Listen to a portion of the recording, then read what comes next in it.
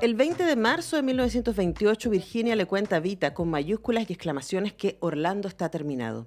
Le pregunta si anoche ha sentido un crujido en su fino cuello blanco en el momento exacto en que ella lo asesinaba en la ficción.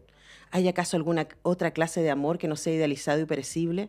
He vivido dentro de ti todos estos meses y ahora que he salido me pregunto, ¿cómo eres realmente? ¿Existes? ¿Te inventé yo? Eso es parte de la introducción del libro Escríbeme Orlando, Cartas a Vita Sackville West, 1922-1928. La introducción que cita, por supuesto, las cartas está escrita además por la destacada escritora peruana Gabriela Wiener, y la traducción estuvo a cargo de nuestro invitado, así que le damos la bienvenida en este momento a Ángelo Narváez León, quien estuvo a cargo de la traducción y las notas de este bellísimo libro, que es parte además de la colección Perdita de Banda Propia Editora, que lleva un buen rato rescatando escrituras de mujeres para además poner en contexto, ¿no?, alguna parte de su trabajo, para ayudarnos a repensarlo, para visibilizarlo, celebrarlo también. Yo soy muy, muy fan de esta colección Perdita de Banda Propia, y que se suma entonces este libro Escríbeme Orlando, Cartas a Vita Sackville West. Muy bienvenido. ¿Cómo estás, Angelo? ¿Cómo te pilla esta mañana de miércoles? Hola Antonella, buen día. Bueno, gracias por la invitación y me pilla bastante bien. Veo que se nubló un poquito, pero hubo un sol tempranero, pero bueno, siempre encantado de poder conversar sobre Virginia y sobre los proyectos que uno intenta trabajar de manera más o menos gregaria. Sí, bueno, hay varias cosas que me parecen interesantes respecto a este libro. Primero partamos por la lógica epistolar, ¿no? A mí siempre me da mucho pudor leer libros epistolares, porque claramente uno está ahí de boyerista, esto no fue escrito para uno, ¿cierto? Es comunicación privada que uno entra a conocer, ¿cierto? Y a partir de la cual uno puede obtener un montón de referencias, un montón de contextos y un poquito la cocina detrás de el ejercicio creativo, ¿no? ¿Cómo fue para ti como traductor acercarte a estas cartas de Virginia Woolf y qué sientes tú que se descubre en ellas? Fue algo bien, perdón, que se acaba de cruzar el gato. Fue algo bien complejo, bien doloroso en algún punto, doloroso en el sentido que, como tú dices, entrar a las cartas, siempre entrar a un nivel de intimidad para el cual de entrada uno no está necesariamente preparado, uno no sabe lo que se va a encontrar. Uno la lee, la sistematiza, la registra, pero hay un punto donde uno comienza a empatizar y también a ofuscarse y a molestarse, a disgustarse con lo que va sucediendo en una trama que no es pública, ¿no? Que es mucho más contradictoria, es vacía, es ambigua, tiene un montón de aristas que quedan abiertas porque luego se resuelven en encuentros personales, ¿no? Entonces Claro. uno queda como con un cierto mosaico de relatos de una biografía, eh, donde a veces uno entra, intenta seguir un hilo y se encuentra con qué es lo que a nosotros nos interesa particularmente en los proyectos que hemos trabajado juntos con banda propia, eh, es ir desmantelando un poco la idea como totémica y monumental de las escritoras, ¿no? Que por supuesto que lo son también, pero ir entrando desde esas fragmentaciones y esas fragilidades, esas inconsistencias que particularmente las cartas y los diarios lo dejan muy sobre la mesa, ¿no? Ujú. Claro, y además tu trabajo, además haciendo las notas, ¿no? Como tú dices, hay ciertas cartas que se refieren a encuentros. Así como viniste la otra vez, o viniste y me dejaste esto y no nos vimos, o la conversación que tuvimos X, ¿cierto? Esa para compartimos. O a veces, por supuesto, nosotros tenemos las cartas de Virginia, no tenemos las cartas de Vita, pero en algunos momentos tú sí pones nota al pie la carta de Vita, ¿no? Vita le dijo en la carta anterior a Virginia esto para que nosotros podamos entender. Cuéntanos también sobre ese proceso de selección de cuándo para ti era necesaria que también apareciera la voz de Vita. Lo ideal, y en esto hay que ser súper honesto, obviamente hay una cuestión como editorial y una cuestión de magnitud que uno tiene que ir dialogando siempre, pero en algún momento la idea era hacer la correspondencia cruzada completa, ¿no? Que Ujú. entre Vita y Pero Virginia este libro ya es se grande, ¿no? sigue bien grande, tal cual, y no son todas las cartas que le envía Virginia a Vita, sí son todas las del periodo, pero faltan casi 15 años de cartas posteriores al 28, ¿cierto? Ujú. Hasta que Virginia decide suicidarse. Eh, y el problema ahí obviamente hay una cuestión un poco simple, poco cotidiana, que es la dificultad de los derechos de las cartas de Ujú. Vita, ¿no? Pero por eso la lógica del fragmento, de poder citar solo algunas partes de las cartas nota a pie, lo decidimos de esa manera. Y usualmente se hizo, o lo pensamos en esos momentos donde uno ya sentía la urgencia y la necesidad, si ya estuvo escarbando en esa lógica tan íntima de saber que le está respondiendo a la otra persona, particularmente en procesos muy minuciosos y de viaje y de distancia, ¿no? En muchos momentos de las cartas, Vita está en lo que hoy día es Irán, que en ese momento era Persia, ¿no? Ujú.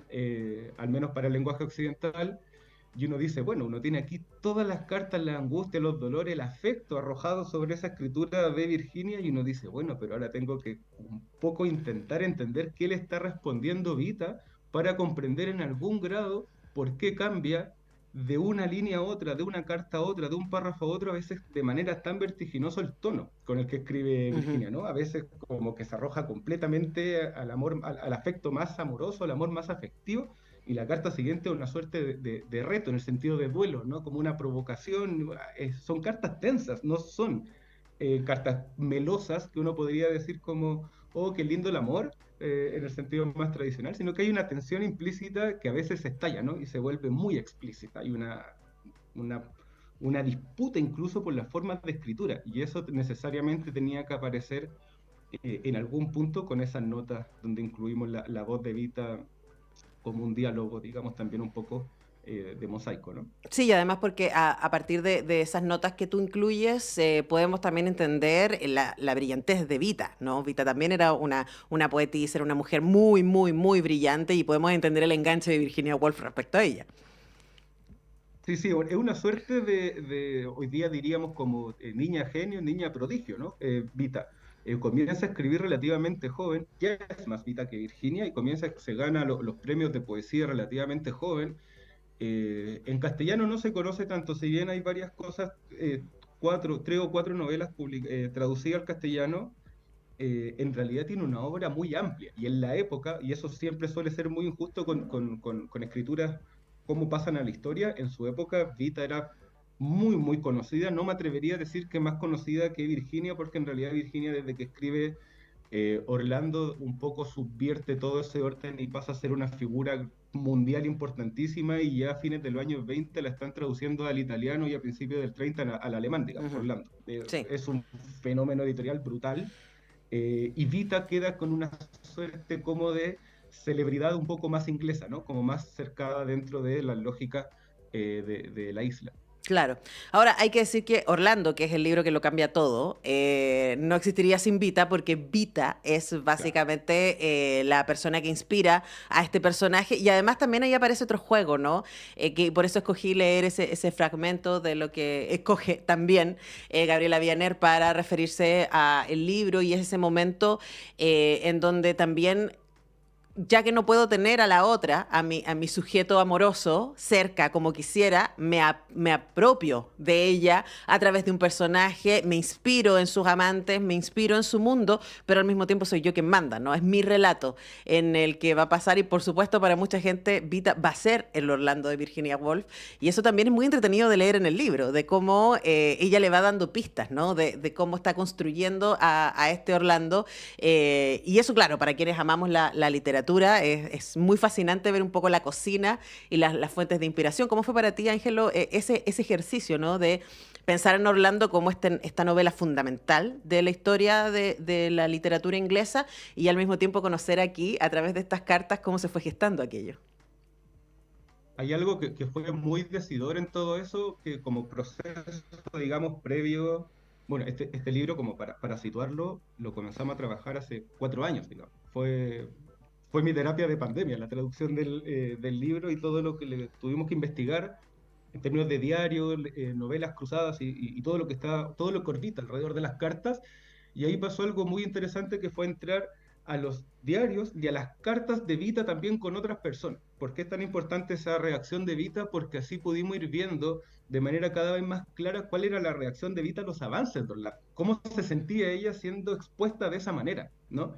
Porque hoy día la novela la recibimos y la leemos como una novela modernista que inaugura una trayectoria, ¿cierto?, donde se dibujan ciertas cosas, pero en la época es bastante explícita la pretensión de Virginia de hacer una biografía.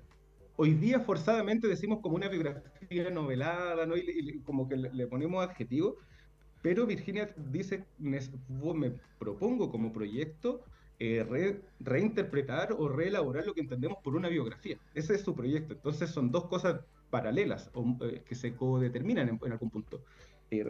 Repensar cómo se puede hacer una novela más o menos que rompa con los esquemas tradicionales y cómo se puede hacer también una biografía. Y en ese cruce aparece en una nota al pie casi al final del libro, ya no cuando Vita le escribe a Virginia y le dice, me encantó el libro, pero también siento que estoy como arrojada al ojo público, ¿no? Ujú. Y en la época así se leyó. Todo el círculo de Bloomsbury, del cual eh, Virginia pertenece mucho más y Vita un poco orbita alrededor de eso, leen el libro como una biografía, lo leen literalmente como una exposición biográfica de una persona que ya era una figura pública, donde además se escarban, y esto es muy importante, amores que eran públicos para ellos, para el círculo de Bloomsbury, pero que en la época en Inglaterra todavía eran perseguidos judicialmente. Claro, Digamos, claro. no era tan fácil como era un riesgo muy grande publicar Orlando. Ahora, Fue una igual, novela muy escandalosa, digamos. igual digamos que Orlando es una novela que en donde el personaje viaja en el tiempo, en donde el personaje en Sí, sí, distintos sí, sí. tiempos es un hombre o una mujer. Entonces, claro, uno podría decir que trabaja con el género de la fantasía, ¿cierto? Virginia Woolf para poder un poco esconder esto, aunque para quienes sabían era bastante evidente. Ahora, antes que se me vaya el tiempo, Ángelo, me parece que otra cosa que aparece también en estas cartas y que son súper interesantes y que a veces quedan en un poco en las sombras, ¿no? Es el rol como editora de Virginia Woolf. Virginia Woolf junto a su marido, además de ser parte, por supuesto, del fundamental círculo de Bloomsbury, donde también estaba T.C. Eliot y Keynes, entre otros, fue editora de Howard Press, que sacó libros muy, muy importantes durante esa primera parte, ¿cierto?, del siglo XX. Y acá en las primeras cartas, especialmente porque ella se acerca a Vita como editora. Y es muy interesante Claro. ver cómo le empieza a coquetear de a poquito, ¿no? Y como que le tira así como unos enganches, así como te imagino desnuda en una tina, ¿cierto? Cual ninfula, no sé qué. Y después sigue hablando de, oye, por favor, mándame el libro, ojalá que nos juntemos a editar, ¿qué te pareció esto? No sé qué. Es muy curioso su coqueteo, ¿no? Pero también yo creo que visibiliza el tremendo trabajo que hizo Virginia Woolf como editora y que a veces queda, por supuesto, soslayado por este tremendo aporte significativísimo que hizo como escritora. Y me parece que también es importante rescatar eso de estas cartas. Sí, al menos hasta, y sí, voy a insistir en esa idea, al menos hasta que se publica Orlando, que trastoca todo lo que, trastoca toda su vida en última instancia, se vuelve una estrella muy rápidamente. Hasta el 27, Virginia es más conocida en Inglaterra como editora que como escritora, siendo ya importante como escritora, por supuesto que sí, porque tienen Ya una, había publicado Las Olas, ya había publicado la sí, señora Dalloway, digo, antes de Orlando. sí, y ahí tienen una habilidad como proyecto editorial de publicar muy buenas primeras ediciones, de reconocer muy bien eso que se está renovando en la escritura. Pensemos que es un periodo post Primera Guerra Mundial, donde ya se viene todo trastocando, y un poco que aparece, no aparece tanto en las cartas, pero sí aparece en las novelas, ya se vuelve un poco el fascismo, ¿no? Cómo va tomando forma, y eso queda muy bien permeado en su labor editorial, donde lee muy bien lo que hoy día entenderíamos como una perspectiva crítica para publicar.